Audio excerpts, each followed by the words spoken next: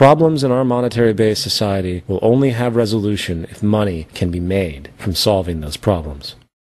Now, more specifically, to put the spectrum of monetary-derived corruption into a workable perspective, we will divide these behaviors into three classifications: general crime, corporate crime, and government crime. General crime in a monetary system ranges from petty theft to illegal sales to fraud to violent robbery. This byproduct of the system is often not given the thought needed to understand its source, for many tend to dismiss these so-called criminals as some kind of social anomaly. The reality is that the stress, conflict, poverty, and thus deprivation generated by the monetary system itself is the foundational cause.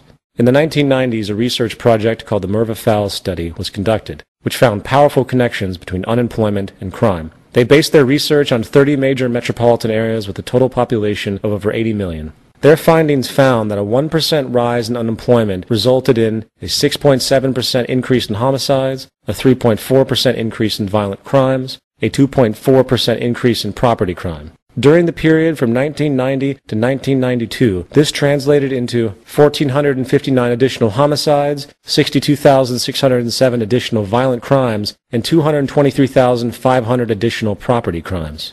This is very revealing. A person living in a deprived environment with little resources, poor education, and few opportunities for work will simply do what they need to in order to survive, while the neuroses generated from the stress of the situation often leads to violent and socially offensive acts.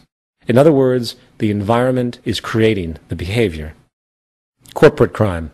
Corporate crime, which is almost exclusively profit-related, takes many forms. Planned obsolescence, monopolistic collusion, market manipulation, outsourcing, price fixing, labor exploitation, and government collusion are just a few to note. From Enron's deliberate shutting down of California's power plants to boost its energy stocks, to the Bayer Corporation's knowing distribution of HIV-tainted drugs, it should be clear to most people that corporate crime is constant and oftentimes much more insidious than general crime, for the repercussions tend to affect very large groups of people. The corporate criminal's need to secure profitability is no different in basis than the general criminal's need to survive. While the latter typically commits crimes to live, the former commits crimes to further secure their positions of power, lifestyle, and wealth. It is based on fear. The notion of greed, which manifests from a perpetual insecurity derived from the fear of losing what one has, serves as the motivating factor for most corporate crimes. This neuroses is perpetuated and reinforced by what we could call the luxury stratification that the monetary system creates. For in this system, there is a never-ending progression of products available as one's purchasing power increases. And then there's government crime. Government crime is one of the more complex and difficult forms of conduct to consider, for perception of government is highly modified by the prevailing values this ruling class perpetuates through society.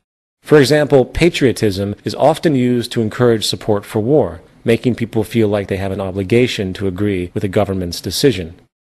That being said, let's take an objective look at what government within a monetary system actually is and represents.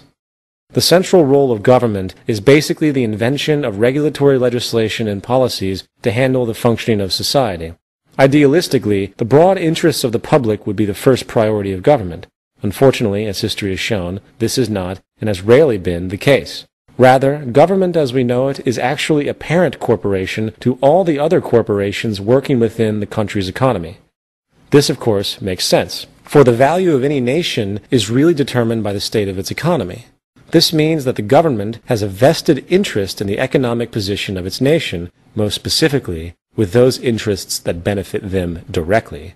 Lobbying and contributions in America alone constitute billions of dollars a year, and this money is given entirely under the pretense of putting the donating party's agenda in action. Now, while the examples of government and corporate collusion are vast, the greatest monetarily derived crime of government is its use of war for the benefit of its corporate and financial constituents.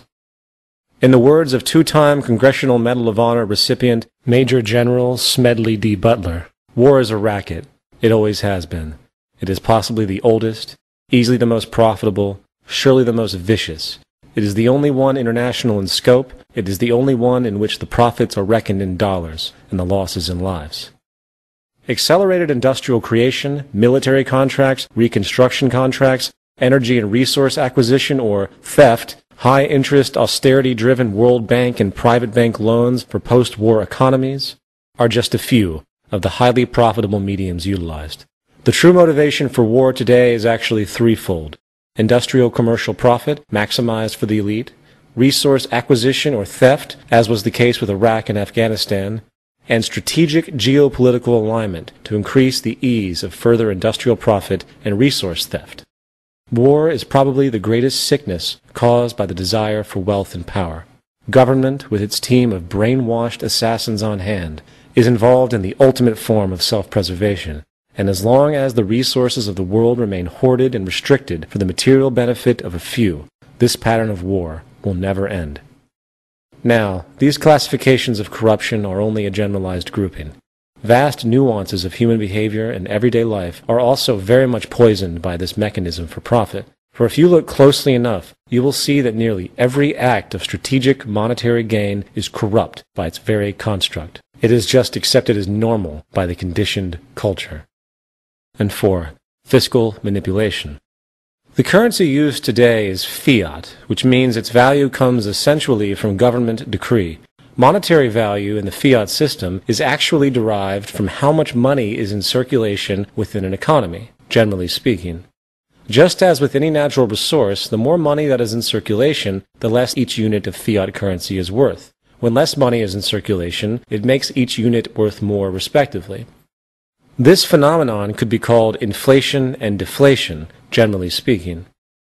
Now, the increase in the supply of money available in an economy is called monetary expansion, while a decrease in the supply of money is called monetary contraction.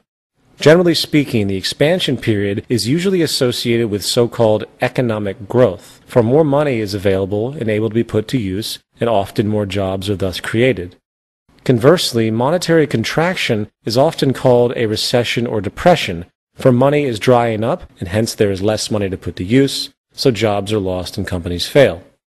Economic growth is typically defined as the increase in the amount of the goods and services produced by an economy over time. However, let it be understood that economic growth is really a zero-sum game. There is no such thing as true economic growth in and of itself, for the underlying mechanism is based almost entirely on the amount of liquidity or money in the system. In other words, if I counterfeit $100 million and give it to you to start a business, and you buy and fix up an old building, hire a team of employees, and start to produce a product that the public buys, this would be considered an expansion of the economy. You have invested in real estate, increased the employment rate, and created new products that others buy, therefore exciting the circulation of currency, hence the consumption cycle. Now, what if the authorities found out that all the money you had used was actually counterfeit, and thus they shut down the whole operation?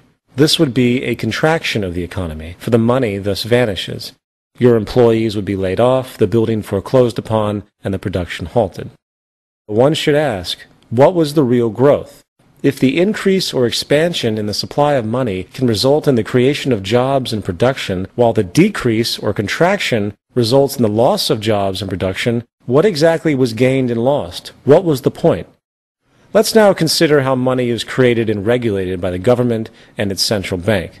For this example, we will use the United States and its central bank, the Federal Reserve. The expansion and contraction of the money supply is what really creates the so-called business cycle you hear about in classic economics. This cycle is largely controlled and manipulated by the central bank by way of interest rates. An interest rate is a fee charged to a borrower for the use of credit, or an amount of money. All money in the U.S. economy and virtually every other economy in the world is created out of debt through loans. Every dollar in someone's wallet is borrowed from the banking system. This is important to understand. All money is created out of debt. Thus, the rate by which the money comes into existence depends on how much a person is willing to pay in interest to acquire that loan. The commercial banks base their interest rates on values set by the central bank. When the Federal Reserve lowers its interest rates, so do the commercial banks, and credit or borrowing becomes less